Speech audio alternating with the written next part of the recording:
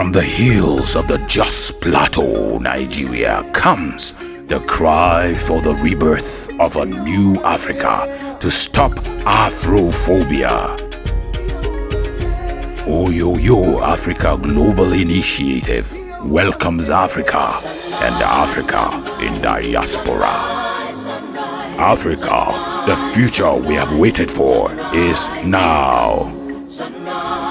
My name is Obadukun Thompson. I am the Oloni of Etioni in Osun State in Nigeria. My name is Camille Brown. My name is Kristen Hopkins, CEO and founder of Dangers of the Mind. Hi everyone, this is Margaret Mozahe and I come from South Africa. I'm Senator Aidigian, Senator of the Federal Republic, Nigeria. Hello Africa, tell me how you're doing. My name is Pearl Coupe and I'm so excited to be a part of Oyoyo Africa Global Initiative. Oyoyo African Global Initiative. The Oyoyo Africa Global Initiative. I encourage all of you, let's support the Oyagi initiative. Let's get behind them as they bring this conference, seminars, workshops, and the people of Africa together so we can make a better world and we win together. We're so excited to partner with Oyoyo Global Initiative Africa to be able to stop Afrophobia. This event will be life-changing, it will be just what Africa needs, and we're going to ignite the resilience in our people and unite and bring peace to Africa. It is about a movement against Afrophobia. This is the time for Africa to seize the moment. And I call on you to come together with me for us to be part of this great epoch-making event. It's not just an event, it is a movement. And it is the beginning of a new Africa. We are all that we have, and we are all Africa. Please join us. Arise, unite, and stop xenophobia. To be coming up in Nigeria shortly, and we need to come together to support whatever they're doing to bring Africa together. I will be in Abuja on the 13th and the 14th of December. Come join us on December 13th and 14th as we're calling all government officials, private firms, and stakeholders. People in diaspora. I invite people from Zambia, Kenya, Nigeria, South Africa, and everywhere to come together. Be united, talk peace, talk love, because it will be a great recipe for our unity. NAV Conference Center, 13th and 14th December, looks forward to receiving all Africans, both here in diaspora and in the different countries of the continent.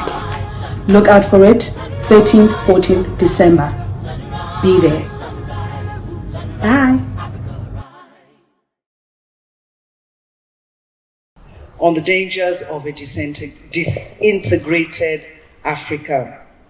It's a subject that's very, very dear to me for so many different reasons.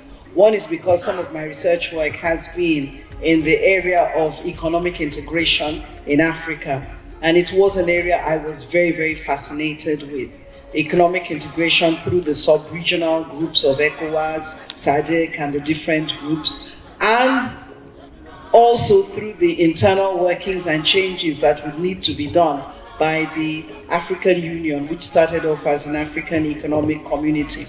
Now, I knew that this is not a stricto sensu academic gathering, so I'm not going to go into the different stages that you go into until you come up with a union, an economic union or a full union, such as what you have in the European Union.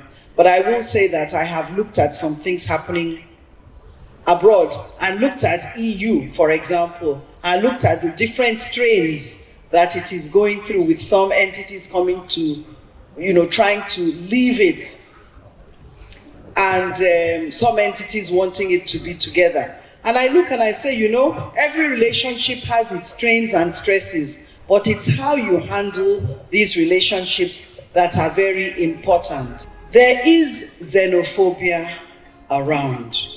And xenophobia, it's a very, very simple word. You have, it's fear of foreigners, fear of that which is strange, that which you do not know, which is normal to an extent, but if you have a fear, you go by, and after a time, if you are open-minded, you see that that fear is misplaced a lot of the time.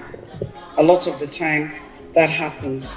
So it is a belief that a certain people are adverse to your nature or culture. They will do things that are different to you. They are making a difference to you.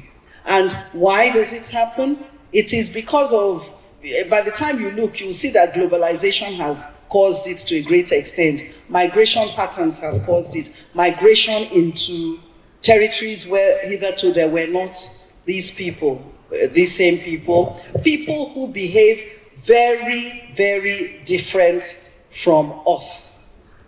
And I think the difference is what I just want to harp on a little bit, because one major thing I want to say is that difference does not mean bad.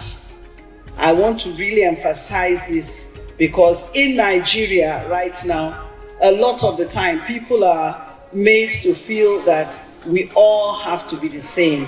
We all have to behave a particular way. But that is not so at all, really. I mean, I have actually been different all my life. I like it, I'm fine with it, I'm okay with it. But I do notice that many people sometimes are not okay with it, but that's all right with me. I don't mind at all. I don't mind at all. But I think we all sort of have to be that way. When strangers come into our midst, especially if we're suffering from something or there's hardship like happened in South Africa, I mean, the xenophobic attacks occurred in the poorer areas of town. It's really a question of the people trying to grapple with their own hardships and their own problems and stresses and tensions and taking it out on foreigners. And that happens a lot of the time. So it's something we need to really, really work against. Because for us to really grow as a nation, whichever nation you are in, whether you're Nigerian, South African, Kenyan, whatever, for us to really grow as a nation, and for the continent as a whole to grow and to decisively change its economic indicators, we have got to be more united. We've got to want to visit each other and try to visit each other. Right now, there are many countries you can't go to easily. You try to go to Mali, you are going to go via a country here. There are many places you can't fly to directly. There are many, many barriers that affect us in the country, in the continent, and those are things that we do not need. So I think as well we need to be empathetic and recognize, because the truth is, we're talking about dangers of a disintegrated Africa. Dangers of a disintegrated Nigeria are big. And the lessons that we're talking about for Africa are lessons that we need for our own country. So we need to bear that in mind here, and we need to move on to ensure that we become far more united. I want to really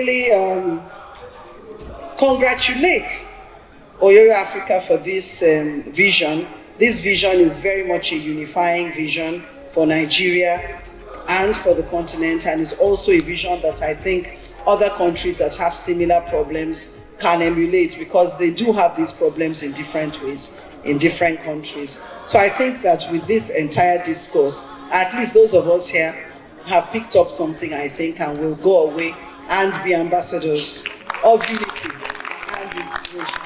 Thank you very much. Africa, the future we have waited for is now.